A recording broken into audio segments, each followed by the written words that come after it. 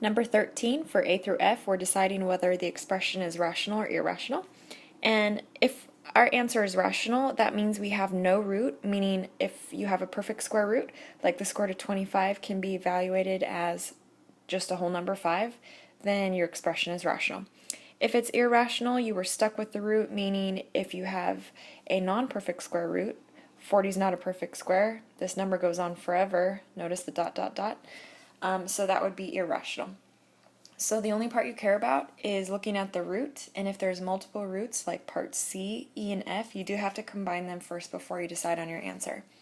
So if I look at part A, I notice that the radicand is 28. 28 is not a perfect square, so I would be stuck with the root, so this is irrational, meaning it goes on forever with no pattern.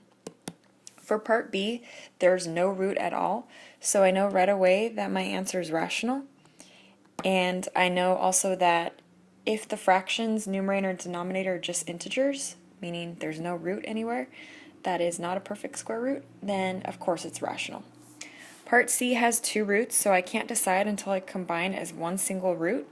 And if you have a root in the numerator and denominator, and you're dividing, then you just divide the radicands. 45 divided by 5, which is 9.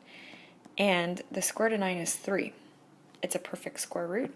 So since I got a whole number as my answer, this would be rational. Part D, the only part I care about is the root. So since 121 is a perfect square, in fact the square root of 121 is 11, I know that this expression is rational because I was not stuck with the root. For part E, notice you're multiplying, so the only part I care about is the roots.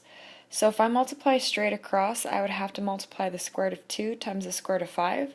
So the square root of 2 times the square root of 5 is the square root of 10. Since 10 is not a perfect square, my answer would be irrational, meaning I was stuck with the root, a number that goes on forever with no pattern. For part F, really you're multiplying 2 fractions because you can make this first expression a fraction by putting a 1 under it. And again, the only part I care about when I'm multiplying is the roots. So if I look at the square root of 2 times the square root of 8, if I multiply straight across, root 2 times the square root of 8 is the square root of 16. 16 is a perfect square. In fact, the square root of 16 is 4. So since I'm not stuck with the root, my answer is rational.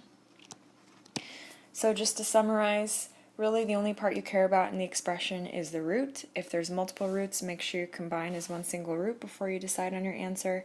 And if there's no roots at all, like part B, then you know right away your answer is rational.